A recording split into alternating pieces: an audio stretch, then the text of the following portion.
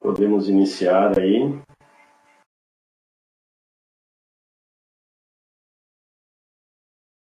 Vamos lá, então.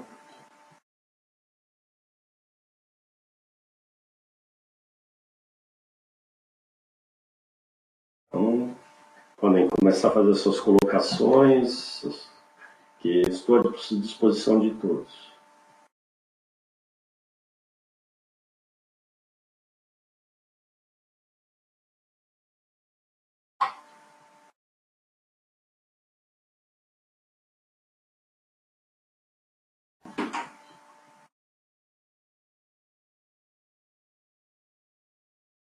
Olá, pessoal, tudo bem?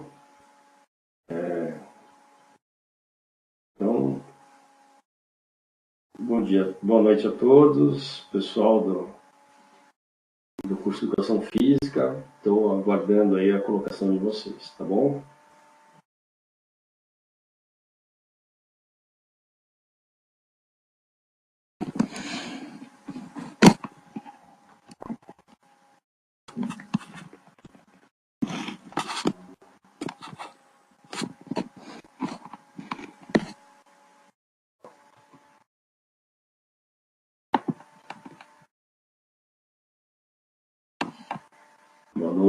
Boa noite a todos que estão chegando. É possível para o professor fazer uma revisão por unidade dos conteúdos da prova? Olha, o conteúdo total da prova, infelizmente, a gente não tem tempo suficiente para fazer uma revisão. Talvez, Cíntia, se você for mais específica na sua dúvida com relação a qual unidade é a sua pergunta, talvez a gente consiga ajudar você aí a responder, tá? Com relação ao conteúdo da prova, são as 4 unidades. O que eu posso falar para vocês, assim, de uma maneira geral, é que cairá alguns temas específicos, então prestar atenção na parte de consumo energético, né? Prestar atenção na parte de unidades motoras, principalmente das fibras musculares. Lembrando a vocês que na parte hormonal também é importante lembrar dos conteúdos hormonais, lembrar que o sistema nervoso precisa sinalizar a parte motora, o que precisa ser feito. Então, essa ligação entre o neurológico com o motor é bastante importante, vocês entenderem e darem uma lida sobre esse assunto, tá bom?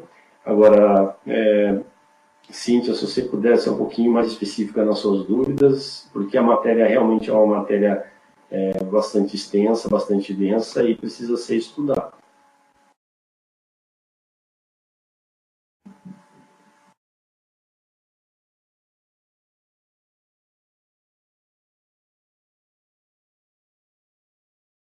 Então, lembrando que é importante vocês estudarem a parte do sistema nervoso, tem várias questões relacionadas ao sistema nervoso, várias questões relacionadas ao sistema cardíaco, várias questões relacionadas ao sistema muscular também, tá bom?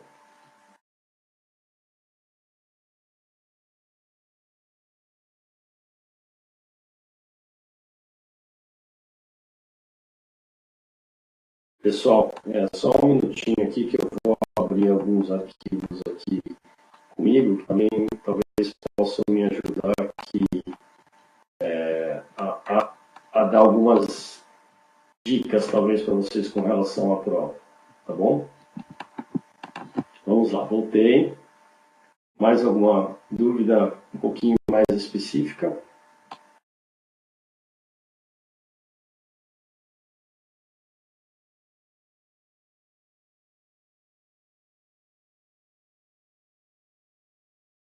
Sim, Cíntia.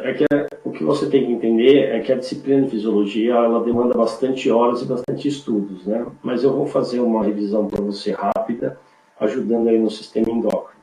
Então, é importante você lembrar que existem as glândulas e os hormônios que são produzidos por cada glândula. Qual é a característica do hormônio? Existem hormônios que são produzidos e ativam outras glândulas, e essas glândulas vão produzir outros hormônios. Esses hormônios eles podem ter ação direta ou indireta, né? Então, por exemplo, A insulina é produzida pelo pâncreas, ela entra na corrente sanguínea e na corrente sanguínea ela vai ativar diferentes tecidos do corpo. Então, no tecido adiposo, ela vai estimular a captação da glicose para a formação de gordura. No tecido muscular, ela vai estimular a glicose para a entrada para dentro da célula. Então, em diferentes tecidos, os hormônios têm ações diversificadas. Lembrar que nós temos lá a hipófise, que produz lá 9 hormônios. Esses hormônios vão atuar diretas ou indiretamente em outros sistemas. E isso é importante vocês estarem estudando, estarem verificando aí. Tá bom, Cíntia? A Cíntia também perguntou: sistema endócrino, parte hormonal. O professor pode explicar o feedback? Legal. Então, o que vocês têm que entender é que o hormônio ele tem 2 tipos de feedback. O feedback positivo, ou seja, o hormônio é liberado, ele vai ativar uma célula e essa célula vai fazer uma determinada função. Só que, vamos pegar, por exemplo, a insulina, que eu já mencionei aqui para vocês. Se a insulina ficar o tempo todo ativando a célula a absorver glicose, o que vai acontecer é que a glicose circulante vai cair muito rápido. Então, o que acontece? O feedback positivo é da célula captar a glicemia, ou captar a glicose para mudar a glicemia. O feedback negativo é o seguinte: quando essa glicemia começa a cair, diminuir, existe um sistema, ou seja, o próprio sistema endócrino, ele vai gerar um feedback negativo. O que é isso? Ele vai dizer para o pâncreas que o pâncreas produzia uma quantidade suficiente de insulina para normalizar a glicemia. Então ele gera um segundo hormônio, ou ele para de produzir a insulina, ou ele libera o glucagon, para o glucagon estimular a liberação de um pouquinho de glicose para os níveis ficarem estabilizados. Então é importante vocês entenderem que o feedback ele tanto pode ser positivo como negativo. Tá? Muito obrigado, Valéria, pela pergunta.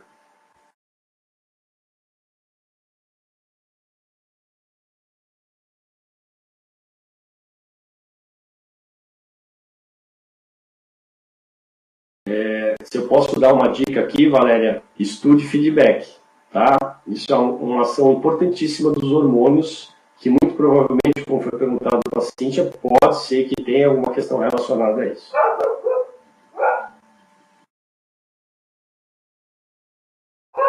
De nada, Valéria, fica à vontade. Mais alguma dúvida, alguma questão específica que eu possa ajudar?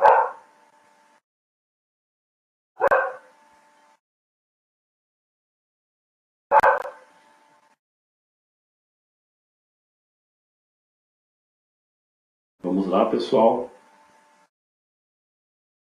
Bom, então, como eu vou falar um pouquinho de fibra muscular, é importante vocês lembrarem que existem a actina, que existe a miosina e que existe as linhas Z, que é onde essas duas estruturas estão fixadas. Né? Então, quando a gente gera a contração muscular, existe uma aproximação das linhas Z.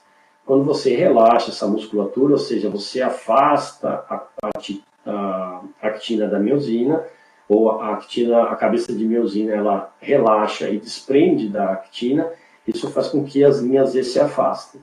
Tá? Então é importante lembrar que quando a gente tem a contração muscular, a miosina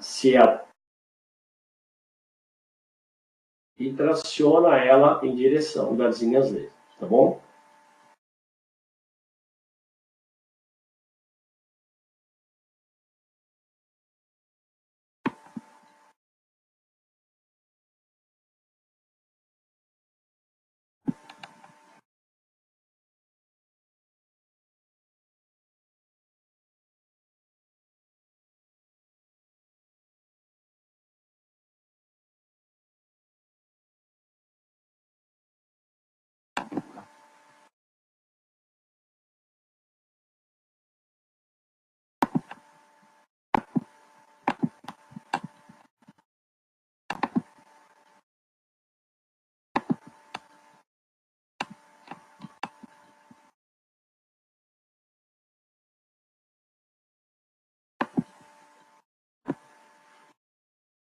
Pessoal, mais alguma dúvida?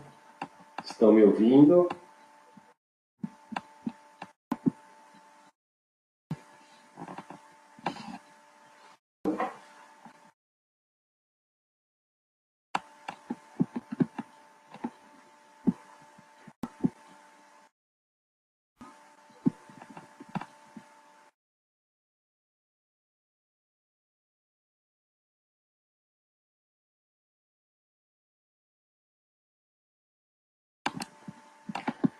Então, dando um pouco de continuidade, então lembrando que nós temos lá a coluna vai soltar ramos de nervos, esses nervos então vão ser ramificados para todo o corpo humano.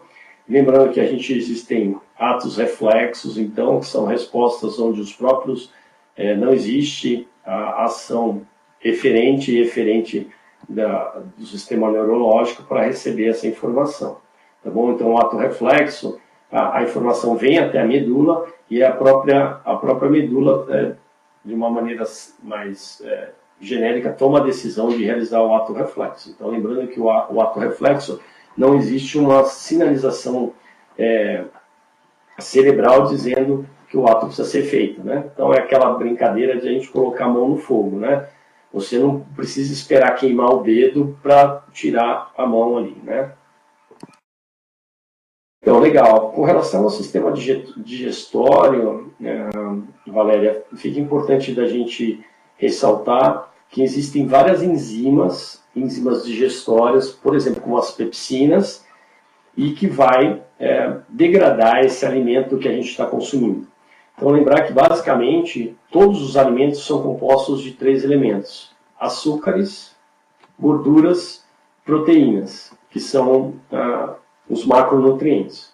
E os micronutrientes, que são os sais minerais e as vitaminas. Tá?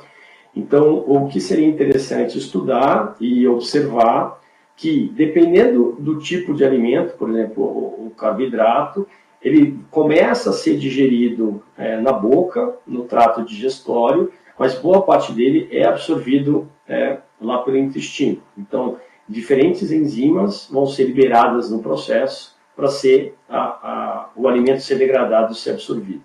Lembrar sempre que a proteína é uma estrutura mais difícil de ser degradada, porque ela apresenta uma base nitrogenada, então isso necessita então um período mais longo de trabalho do sistema digestório. Tá legal?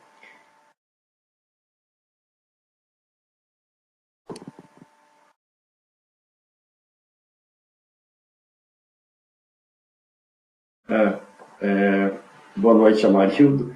Então, é claro que aqui é uma aula de fisiologia geral, né? Não é uma aula voltada para medicina, mas é importante lembrar que você pode ter diferentes problemas na válvula mitral. Então, a válvula mitral ela pode fechar de maneira inadequada, isso faz com que existe vamos chamar assim, um vazamento de sangue do átrio para o ventrículo. E isso inviabiliza, então, que a pressão seja gerada de maneira adequada pelo sistema cardíaco. Essa pressão inadequada, ela pode levar a 2 problemas. Nós temos um problema de arritmia cardíaca, ou de não entender que o coração, as contrações das sístoles e das diástoles estão ocorrendo de maneira adequada, ou então a gente pode ter um problema na pressão arterial, ou seja, você tem uma baixa pressão arterial, porque você não consegue manter a pressão dentro do coração. Então, com relação à válvula mitral, aí a gente tem diferentes situações. Então, aí já é uma parte um pouquinho mais técnica, voltada à patologia. Tá? Eu não sei se a Maria do Céu respondia a sua pergunta, né? Mas ali foi um ponto específico que foi levantado por uma questão de um aluno, e aí a gente colocou essa situação. Tá?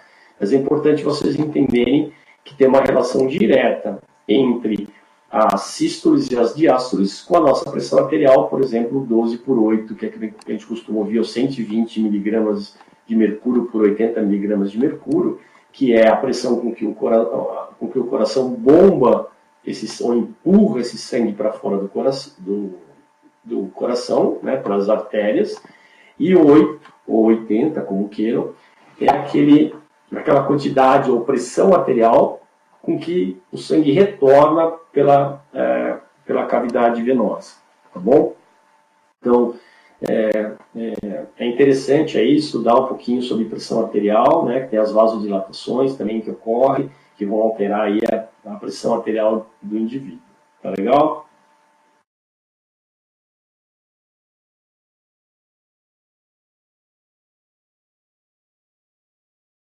Mas a Marilda deixa bem claro que essa é uma questão aí bem específica e que não tem uma relação direta com a matéria, tá? Precisa ter o entendimento, precisa ter o conhecimento da patologia, mas isso é algo que provavelmente vocês verão mais para frente em outras disciplinas também.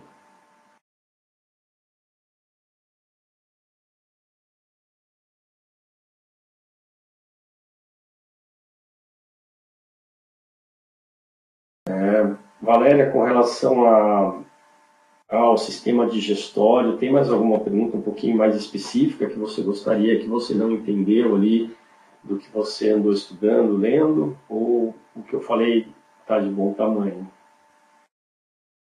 Para sanar a sua dúvida.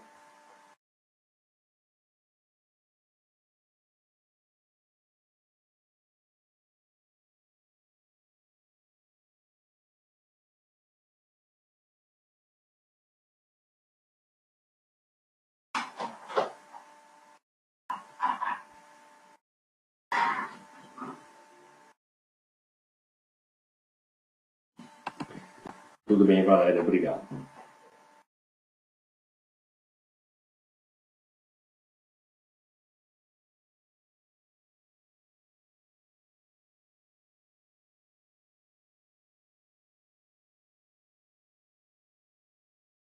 Então, Valéria, sobre os alimentos a serem digeridos, é aquilo que eu mencionei para você, né? A gente consome uma gama variada de alimentos, mas esses alimentos são basicamente compostos por esses 5 elementos que eu falei, esses 3 macros e os 2 micros.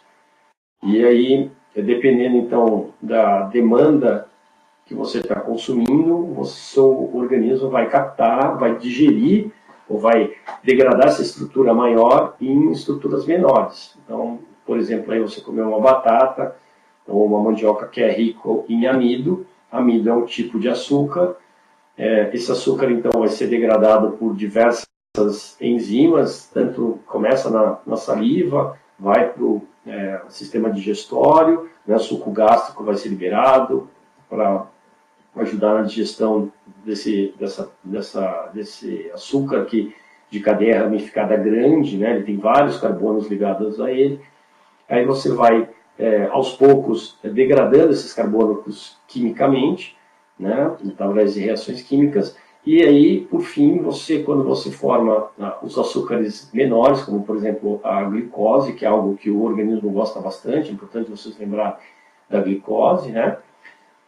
Ele vai absorver essa glicose então vai entrar na corrente sanguínea, e na corrente sanguínea essa glicose ela vai buscar ou ser estocada na forma de glicogênio, tanto o glicogênio muscular como o glicogênio hepático, ou então a própria glicose vai ser usada como fonte de energia para as células, tanto a célula muscular como a célula cardíaca, como a célula do sistema digestório que está fazendo a digestão daquele alimento. Então, é uma forma do organismo degradar aquele alimento que tem uma estrutura diferente do que o organismo usa. Da mesma forma, as proteínas. As proteínas são ligações grandes de aminoácidos. Então, vários aminoácidos de diferentes formas, né? Aí, quando você come um pedaço de carne ou frango, o que acontece é que você vai degradar esses aminoácidos que estão ligados numa cadeia muito grande, separar eles em frações menores, ou seja, individuais, e aí o seu organismo vai absorver aquela quantidade de aminoácido que você está consumindo. Tá legal? As gorduras têm uma característica um pouquinho diferente na hora da absorção, porque daí você vai ter o auxílio da bile, ou da glândula biliar, ela vai liberar a bilis. A bilis é como se fosse um detergente, né? A gordura, como você deve saber, por exemplo, quando você lava a mão, passa ali o sabonete é a base de gordura, né? Então, quando você come gordura do alimento, você vai usar esse líquido, né? Essa bilis que foi liberada, e ela vai ajudar o quê? Ela vai ajudar na degradação dessa gordura. Essa gordura, geralmente, elas são gorduras como essas, com colesteróis e outros tipos de gordura, eles têm uma ramificação bastante grande. Ou seja, eles têm muitos carbonos ligados, mais carbonos, inclusive, que tem mais carbonos ligados, inclusive, que os açúcares. O que vai acontecer? A digestão ela vai sendo gradativa e progressiva. O organismo faz o quê? Parte dessa gordura ele tenta degradar em açúcares. Parte dessa gordura não consegue ser degradada em açúcares, ele se transforma em colesterol. Ou então numa estrutura chamada quilomicrons. Tá? O que acontece? Lá no intestino, você capta essa gordura entra na corrente sanguínea pela veia porta, e os quilomicrons são jogados, então, na corrente sanguínea com os colesteróis, né? Vamos chamar assim as gorduras. O que acontece? O seu fígado, então, ele vai sofrer um metabolismo, onde ele vai tentar guardar essa gordura, e para guardar essa gordura, ele vai usar de duas lipoproteínas, que são gorduras ligadas a proteínas, que são os HDLs, que são aquelas proteínas, lipoproteínas que carregam isso, exatamente, a gordura vai fazer a emulsão a bilis vai fazer a emulsão da gordura, né? No caso de alimentos com excesso de gordura. Exatamente a sua colocação, Amarildo.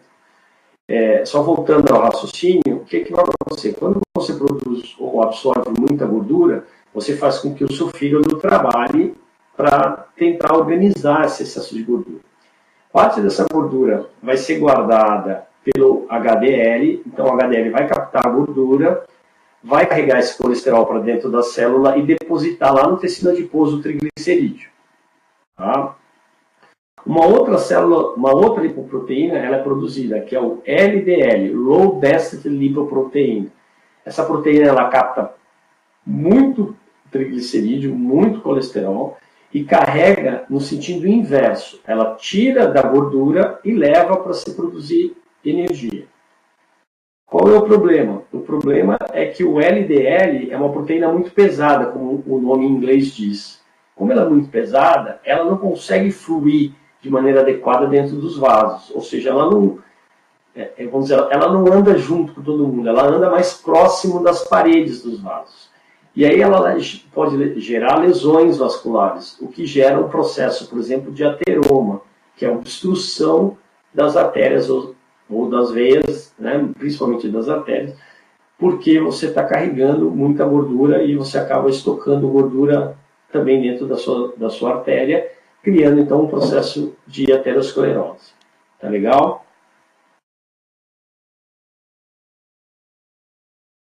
Isso. O processo de emulsificação é um processo de tentativa do organismo de digerir, de degradar essa gordura em um sistema menor de carbonos. Tá? O que você precisa entender,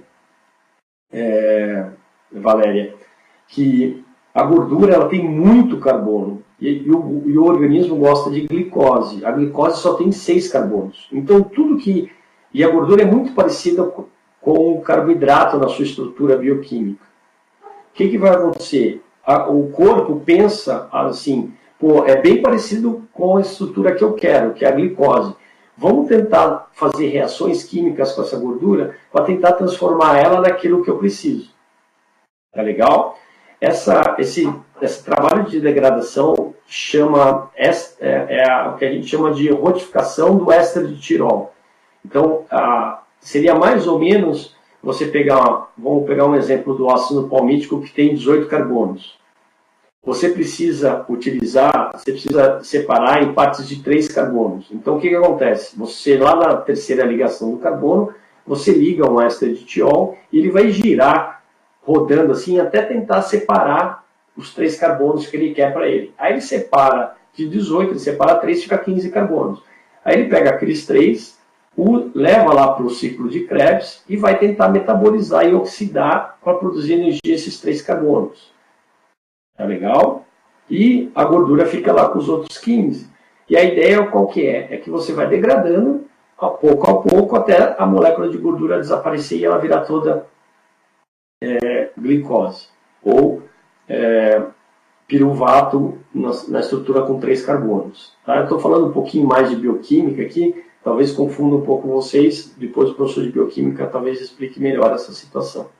Tá legal? Mas o que vocês têm que entender de uma maneira geral é que a gente se alimenta de alimentos com um grau de complexidade maior do que o organismo precisa daqueles nutrientes. Então o organismo vai usar o sistema digestório e as enzimas digestoras no sentido de tentar separar esse alimento em partículas menores, que são as partículas que o organismo consegue absorver. Tá bom?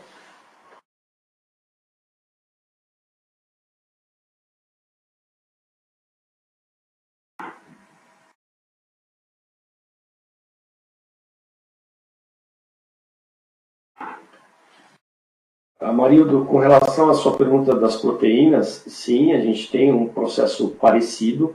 A única diferença é que a molécula de proteína, ela tem uma estrutura que é a base nitrogenada, ou seja, ela tem um nitrogênio.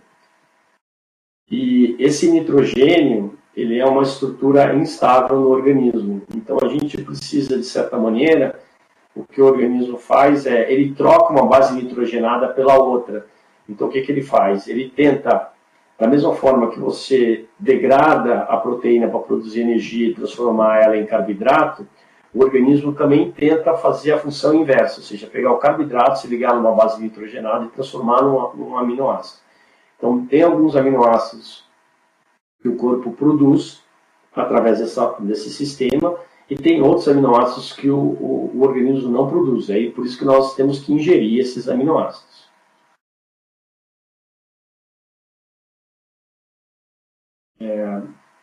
Agradeço a pergunta e a participação da Valéria, do Amarildo, da Cíntia, né? Mais alguém gostaria de contribuir com o nosso chat hoje?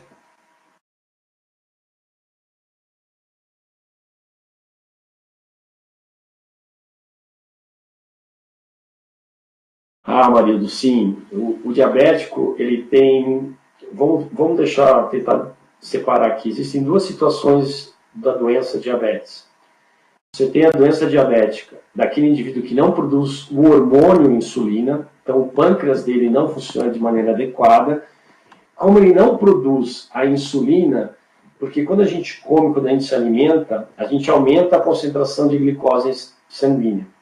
Esse aumento da glicose sanguínea vai fazer a sinalização para o pâncreas liberar a insulina com o intuito de guardar essa glicose ou na forma de gordura ou na forma de glicogênio ou utilizar para produzir energia para a célula. Em contrapartida, o diabético não tem esse hormônio sendo liberado. O que acontece? A concentração de glicose fica muito elevada no sangue, isso são dos diabéticos tipo 1. Tá legal? Vamos para o diabético tipo 2, ou seja, é uma outra linha da doença. A doença é no sentido seguinte, ele produz a insulina, só que essa insulina não é suficiente para estimular a célula a trabalhar de maneira adequada. A célula trabalha um pouquinho, capta um pouquinho da glicose, mas essa glicose continua alta. Voltando para a sua pergunta, Marildo, sim, o excesso de glicose gera um desequilíbrio no sistema. O que ele faz? Ele faz com que essa glicose ela precisa ser depositada e colocada em algum lugar. Dessa glicose circulando acima dos valores recomendados, então vamos colocar aqui que é 100 mg por decilitro, os valores recomendados como normalidade, entre 80 e 100, alguns indivíduos suportam até 70, né, mas abaixo de 70 já é considerado hipoglicemia. Acima de 100 ou 110, mas hoje se pratica o 100. Acima de 100 já é considerado uma situação de pré-diabetes, e acima de 140 já é considerado uma hiperglicemia. Tá? Mas voltando ao desequilíbrio, o que a gente precisa entender é que o organismo, assim, o que ele não usa, ele tenta guardar. Então, boa parte da glicose que está circulando na nossa corrente sanguínea se liga à hemoglobina, criando uma situação chamada hemoglobina glicada. Da mesma forma, ele vai se depositar nos nervos, principalmente nos nervos ópticos ou nos nervos vasculares, gerando, então, o que nós chamamos de neuropatia diabética, tá? Alterações neurológicas do indivíduo diabético. Então, ter a glicose elevada por um período de tempo prolongado não é bom para o organismo. Tá legal? Muito obrigado, muito boa pergunta.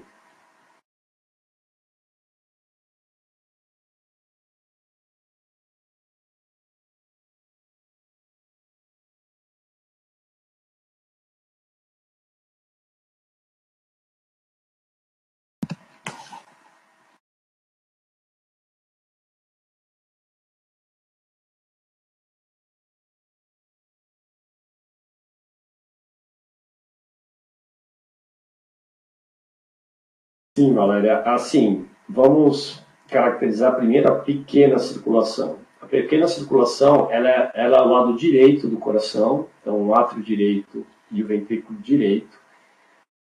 O sangue venoso vem da grande circulação, né, vem fazendo o retorno, entra no átrio, o átrio passa por o ventrículo direito, e o ventrículo direito bombeia esse sangue para a pequena circulação, que seria a região pulmonar.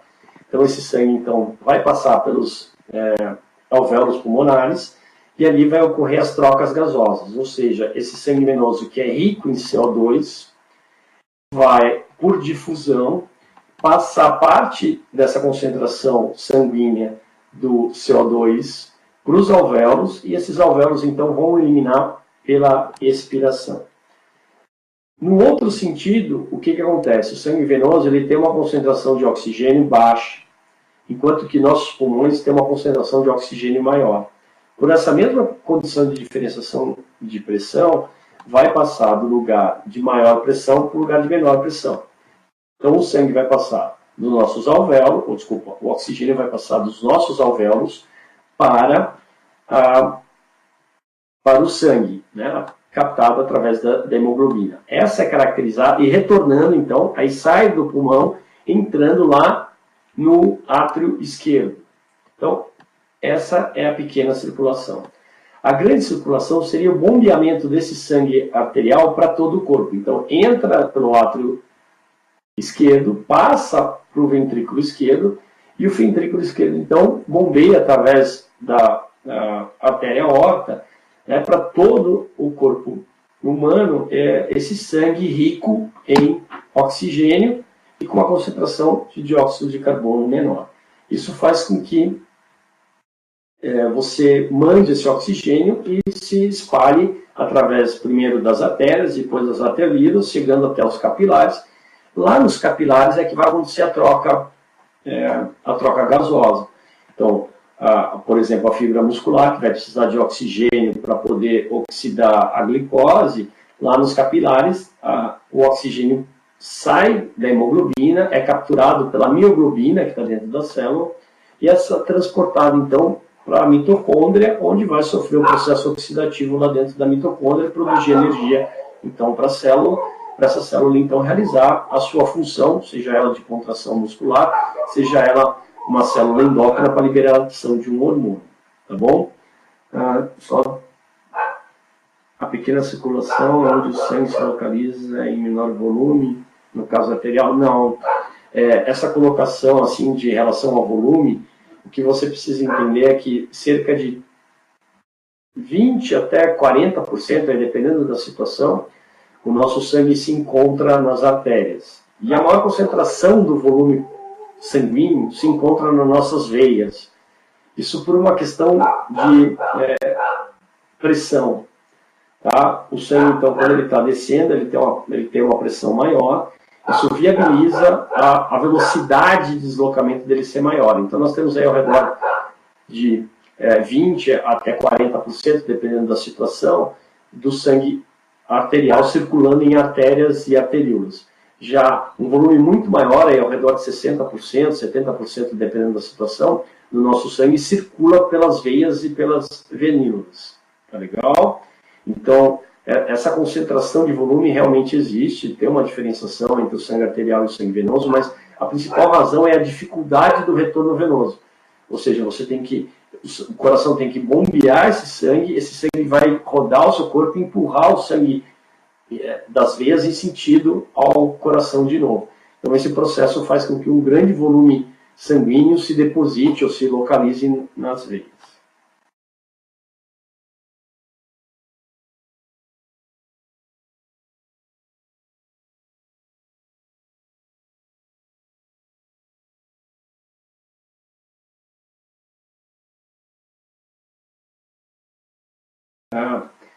É importante relembrar, então, que você tem o nódulo sinoatrial e o nódulo atrioventricular, são dois marcapassos cardíacos. De nada, são dois marcapassos cardíacos e eles são responsáveis pela manutenção da nossa frequência cardíaca. Então agora, vocês estão sentados aí me ouvindo, vocês estão aí com uma frequência cardíaca entre 60 e 80 batimentos, e quem está coordenando e comandando isso são os marcapassos cardíacos. Eles são independentes, são involuntários, a gente não consegue controlar a contração muscular estimulada pelo marcapasso. Já quando você aumenta o exercício, ou por exemplo, você toma um susto, ou gera um estresse, você libera a adrenalina e noradrenalina, que são hormônios que vão estimular o nervo vagal, e o nervo vagal então vai mandar novos estímulos para o coração, aumentando essa frequência cardíaca. Então, por isso que quando você toma um susto, a tua frequência cardíaca sobe, porque você está liberando hormônios estressores que vão fazer com que você acelere a tua frequência cardíaca. Por quê? O que o corpo entende quando você toma um susto ou um estresse, alguma coisa que você aumentar a frequência cardíaca? Porque ele entende que você entra numa situação de luta ou fuga. Ou aqueles agentes estressores, você vai lutar contra ele, então você vai precisar de energia, você vai estar precisando de muita força, então o seu coração acelera esse processo no intuito de tentar mandar nutrientes e energia, no caso o oxigênio, para a luta, ou no caso de fuga, se você estivesse na idade da pedra, você teria que fugir de um dinossauro, por exemplo. Se deu de cara com um dinossauro, você tem que fugir dele. Então você precisa de muita energia para poder correr mais rápido e poder sobreviver desse dinossauro. Então esse uma situação que o nosso organismo desenvolveu de proteção para preservação da espécie. Tá legal?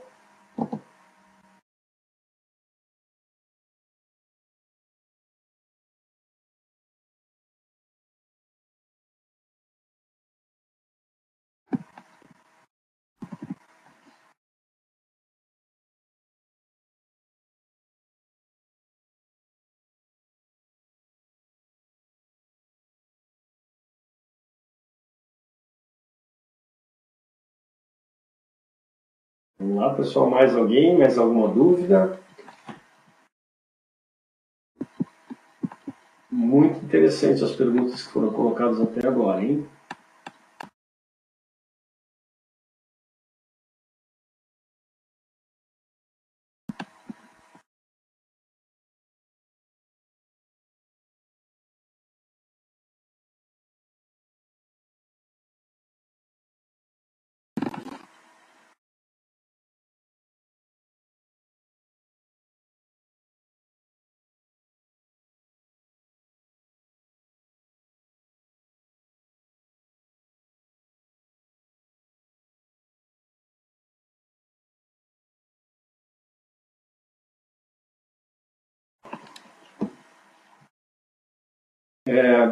Pessoal, oi, vamos lá.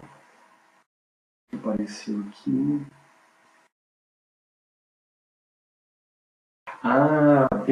Bem perguntado, assim, uma dica sobre a polarização e a repolarização, elas são importantíssimas, elas são trocas de sódio e potássio. Ou seja, você tem elementos positivos e elementos negativos. A mudança de eletronegatividade na célula, né, no caso da contração muscular, ou nos neurônios, no caso de transmissão do impulso, é importantíssima para a realização do impulso. Então, o impulso, que são aquelas ondas elétricas que são liberadas para passar o estímulo, para poder passar pelo neurônio, para chegar lá no motoneurônio, para poder estimular a célula a contrair, por exemplo, ele ocorre porque você vai trocando carga positiva e carga negativa para fora da membrana. Então você tem aí as bombas que vão estimular, né? Por exemplo, no caso da contração muscular, você tem as bombas de sódio e potássio, que são importantíssimas aí para trocar o sódio com o potássio. Então jogaria o sódio para fora, entraria o potássio e o vice-versa. Tá? Essa troca de cargas entre sódio e potássio é que vai fazer com que o organismo entenda que o impulso elétrico está passando e ele vai chegar na sua origem com uma determinada informação. Lá no fim do neurônio, você vai encontrar a região de invaginação motora. Nessa região é importante que no fim vai ser liberada a acetilcolina. A acetilcolina, então, ela vai sofrer uma invaginação ali dentro do músculo. E quando ele invagina no músculo, ele vai assar um receptor, e esse receptor, então, vai entender que uma liberação grande, feita pelas cisternas de acetilcolina, vai fazer com que exista a liberação do cálcio. A hora que libera o cálcio vai, então, se ligar lá à troponina e à tropomiosina lá na fibra muscular, né? Fica a dica, estudem lá as estruturas da fibra muscular, então a actina, a miosina, a troponina e tropomiosina, principalmente a função do cálcio. O cálcio vai ser liberado, então ele vai se juntar lá na troponina e tropomiosina, fazendo com que você tenha a rotação da troponina e da tropomiosina, liberando a actina. Quando a actina está liberada, o que vai acontecer? A miosina vem com a cabeça de miosina, como se fosse um gancho, assim, se liga lá na actina e vai puxar essa actina na direção da cabeça de miosina, fazendo com que a gente ocorra e tenha contração muscular. Tá legal?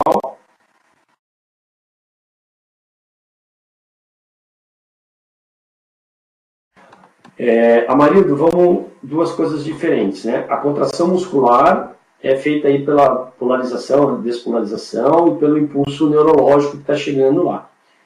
Sobre as sensações das peles, são principalmente voltadas pelos corpúsculos. Então nós temos corpúsculos de Pacini, que são responsáveis pela percepção das sensações tanto térmicas como táteis, ou de pressão, né? Ou motoras, como você queira descrever.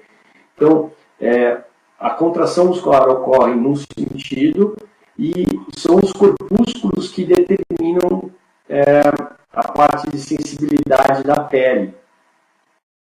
O corpúsculo ele vai absorver essa informação, ela vai mandar essa informação para o sistema nervoso, e o sistema nervoso então vai tomar uma decisão do que deve ser, do que deve ocorrer ou acontecer, né? Então vamos pegar um exemplo de um dia de calor. Então lá os corpúsculos percebem que a temperatura da sua pele ou externa está elevada. Ele vai fazer o quê? Ele vai estimular as glândulas sudoríparas a liberar suor e dessa forma, então, você começa a ter a transpiração.